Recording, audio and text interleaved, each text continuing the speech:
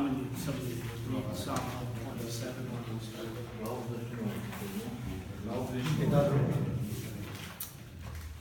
Vreau ca cineva să citească Psalmul 127, dar cu voce tare. 127. Cine deschide mai repede? Care deschide? Dacă nu zidește. Dacă nu zidește Domnul o casă, degeaba lucrează cei ce o zidesc. Dacă nu păzește Domnul o cetate, degeaba vechează cel ce o păzește. Degeaba vă sculați de dimineață și vă culcați târziu, ca să mâncați o pâine câștigată cu durere, căci prea iubiților lui, el le dă pâine Samson. Iată, fiii sunt o moștenire de la Domnul, rodul pândecelui este o răsplată dată de el. Ca săgețile în mâna unui războinic, așa sunt fiii făcuți la tinerețe. Ferice de omul care își umple torba de săgeți cu ei, căci ei nu vor rămâne de rușine când vor vorbi cu vrăjmașilor la poartă. Amin. Mulțumim. The inheritance of children is a wonderful blessing from the Lord. Moștenirea copiilor este o binecuvântare minunată de la Dumnezeu. And like arrows in your hand, you'll fire them out and impact the world. La fel ca săgețile în mâinile tale, îi tragi și poți să influențezi lumea cu ei. We're going to jump forward to Alexia and Noah. Lesson Să number 9. sărim peste o lecție și ajungem la lecția cu numărul 9. And I want to impress upon you guys to really grab a hold of this stuff. Era la lecția 5? Era la lecția 5. I can't do them all, so I'm going to do that, and then another time we'll back up and do some others. Deci nu putem, nu mai avem timpul să facem toate aceste aspecte, dar nu găsesc lecția 9 aici. 97. E la 97. No. Ok. Și vom trece la lecția numărul 9, da? Yeah. But I want you to take these next 3 lessons very deeply into your heart. Dar îmi doresc ca următoarele lecții pe care le vom trata să le luăm cu foarte mare seriozitate, să le ducem în inimă. The way you bring up the children God gives you Felul în care crești copiii pe care ți-i dă Dumnezeu is going to impact the generations in Romania behind you. o să influențeze și o să impacteze generația care vine după noi în România. Our country in the United States is going like water down a toilet. Țara noastră, Statele Unite, începe să se scufunde așa cum vezi apa în toaletă. There's many reasons for that, but part of it is because people didn't bring up their children in the fear and admonition of the Lord. Sunt multe motive pentru realitatea aceasta tristă, dar unul important este că oamenii nu au mai reușit să-și crească copiii în frica și disciplina Domnului. Okay. As you're turning to Ephesians 6:4, Haideți să ne uităm la Efeseni 6:4. I've traveled a lot of places in the world. Călătoresc în multe locuri din lume Almost every place I go, și aproape în fiecare loc din lume they say, Brother Dave, I know I'm responsible to bring up my children. mi se spune, frate Dave, știu că sunt responsabil să-mi educ, să-mi cresc copiii, But I sure wish God would have at least given me some general instructions about how to do this. dar mi-aș fi dorit ca Dumnezeu măcar să-mi fi dăruit niște învățătură generală ca să știu cum să fac asta. They say, I wish He wouldn't have left me on my own to figure it out by myself. Aș fi vrut ca Dumnezeu să nu mă lase pe mine de unul singur să-mi dau seama cum trebuie să fac lucrul acesta. If that's the way you think about parenting, Dacă tu te gândești la creșterea copiilor în felul acesta, I've got some great news for you. am o veste bună pentru tine. God has given us some very clear instructions on how to bring Dumnezeu up our children.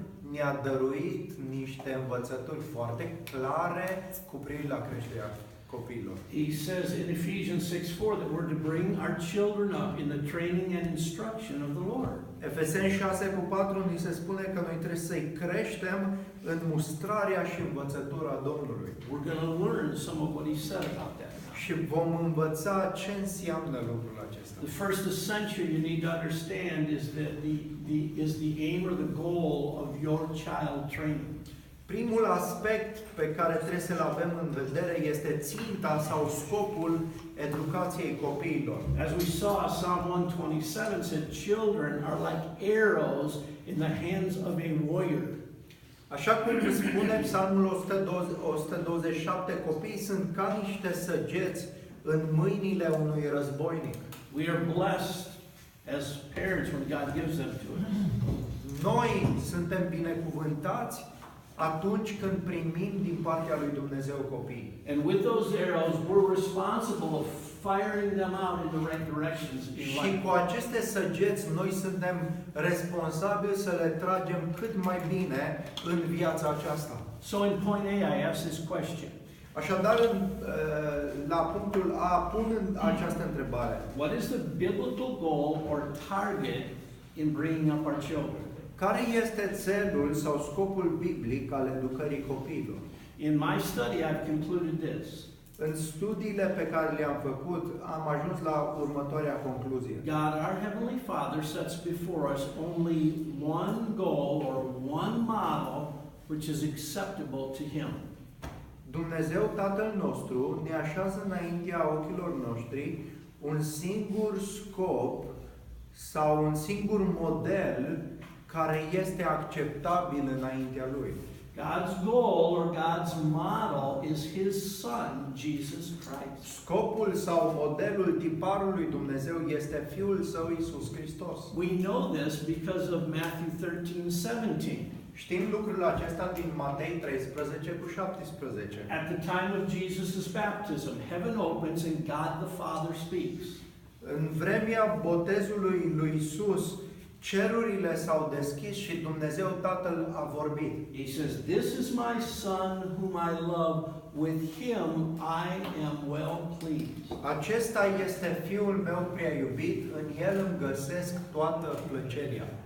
This point is also made clear in Matthew 12:18. Același punct este clarificat și în Matei 12:18. Because there God speaks of Jesus as the one I love in whom I delight. Pentru că acolo Dumnezeu vorbește despre Isus ca cel în care își găsește toată plăcerea. At the transfiguration, Matthew 17, verse 5. La muntele schimbării la față, Matei, capitolul 17:5. God's voice comes from heaven again. Din nou, vocea lui Dumnezeu se coboară din cer. This is my Son whom I love. Acesta este Fiul meu pe care îl iubesc. With Him I am well pleased. În El îmi găsesc plăcerea. Listen to Him. Ascultați de El. I know all about all the implications of New Covenant and everything else, but we're talking about what God is pleased with as a child, as a son. Înțelegem, desigur, toate implicațiile noului legământ cu privire la schimbarea la față, dar aici trebuie să reținem că Isus este Fiul de care trebuie noi să ascultăm. Turn also to Romans 8, verse 28 and 29. Ne uităm și la Romani 8, versetele 28 și 29. God makes it clear that He is so pleased with His Son Dumnezeu ne clarifică faptul că e așa de mulțumit cu Fiul Lui, that He is using Him as the model for all the children He is raising in the family așa of faith. încât îl folosește pe Isus ca model sau tipar pentru toți ceilalți copii pe care El e hotărât să-i criască în credință. Sometimes we're so familiar with verse 28 that we overlook verse 29 in their connection. Uneori se întâmplă să fim așa de familiarizați, obișnuiți cu versetul 28, încât uităm legătura pe care o are cu versetul 29. Someone read Romans 8, 28 and 29. Cineva să citească versetele 28 și 29 din Romani 8. Mulțumim că toate lucrează împreună spre binele celor ce îl iubesc pe Dumnezeu, al celor ce sunt chemați în conformitate cu planul Său. Căci pe cei pe care i-a cunoscut mai dinainte, i-a și oferit mai dinainte, ca să fie asemenea tipului Fiului Său, ca acesta să fie primul născut dintre mai mulți frați.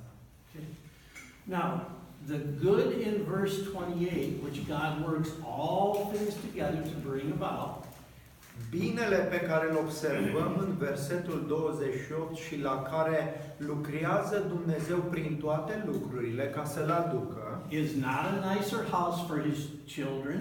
nu este o casă mai frumoasă pentru copiii lui, It's not more money.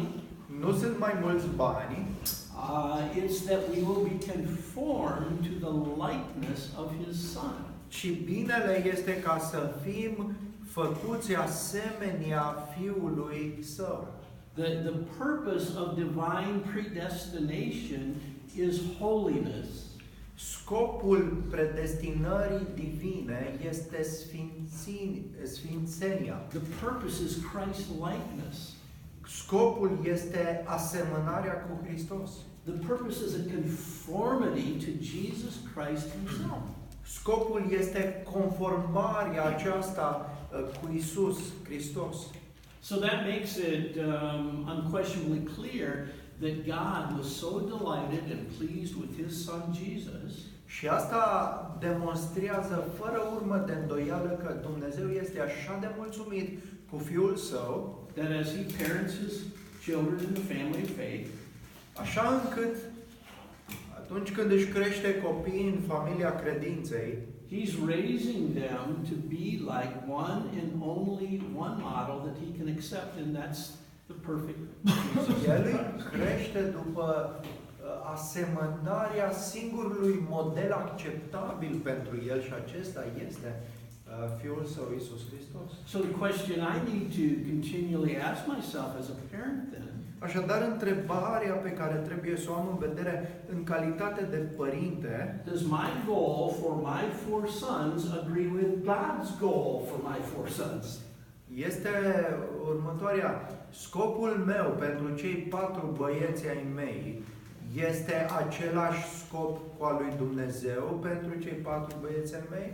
Can God bless my child training, my bringing up of my sons? Poate Dumnezeu să binecuvinteze creșterea băieților mei, felul în care eu îi educ? Do I have a biblical goal of success for my 4 boys? Am eu un scop al succesului din punct de vedere biblic? Or do I have a worldly view of success for my 4 sons? Sau am eu o perspectivă lumească despre ce înseamnă succesul copiilor mei? God may give your children some really tremendous levels of success in this world. Dumnezeu poate să dăruiască copiilor tăi un nivel înalt de succes în lumea aceasta.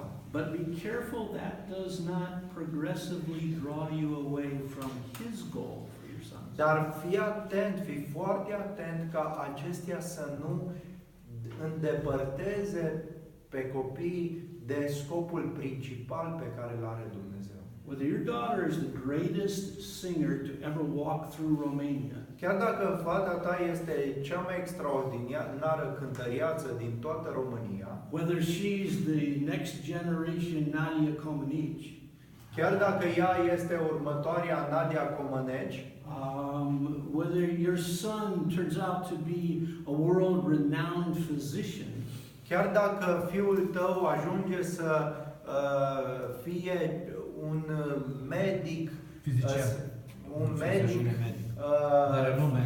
de renume mondial, is not the ultimate. nu este scopul final. Your aim or goal is to bring your children up in the image of Jesus Christ. Scopul nostru final este să ne creștem copiii după asemănarea lui Isus Hristos. Listen, it's very easy to get pulled away by worldly success. Okay? Este foarte periculos să fim atrași de succesul așa cum îl înțelege lumea, succesul lumesc. I'm not saying there's anything wrong with any of those things. Și acestea fiind spuse, eu are ceva greșit cu toate acestea pe care le-am menționat. But I'm encouraging you to be very careful where you place your priorities as a parent. Cu siguranță nu, dar ceea ce vreau să subliniez este că trebuie să fii foarte grijuliu cu privire la accentele pe care le pui în creșterea copiilor. Because of God's grace, my sons ascended very, very high in athletics. Datorită harului lui Dumnezeu, fiul meu, unul din fiii mei a ajuns să fie la un nivel foarte înalt în competițiile sportive. To the place where they were like world team members, and one of them was fifth in the world. Până acolo încât a făcut parte dintr-o echipă care a jucat la mondiale și a ajuns pe locul 5 în lume. There were choices to be made at that point in life. Trebuia să facem anumite alegeri în acel punct din viață. To get that big worldly apple of gold at the Olympics.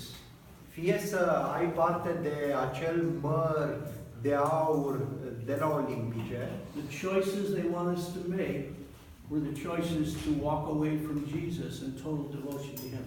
dar alegerea la care am fost supuși a fost fie să mergem în direcția aceasta, dar cu scopul de a-L părăsi pe Iisus Hristos. My sons, with the counsel of their mom and dad, chose to keep following Jesus.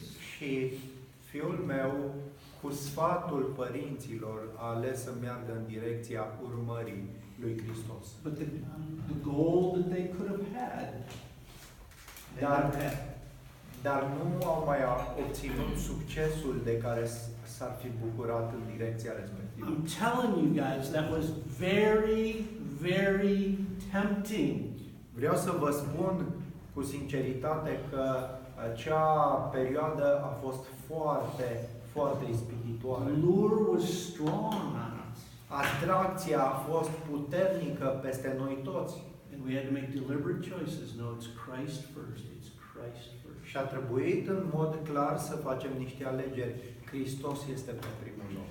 Your goal is to bring up your children Scopul tău în creșterea copiilor to a place where their personal attitude and ways of living reflect a real likeness to Christ. este ca atitudinea lor personală să ajungă să reflecte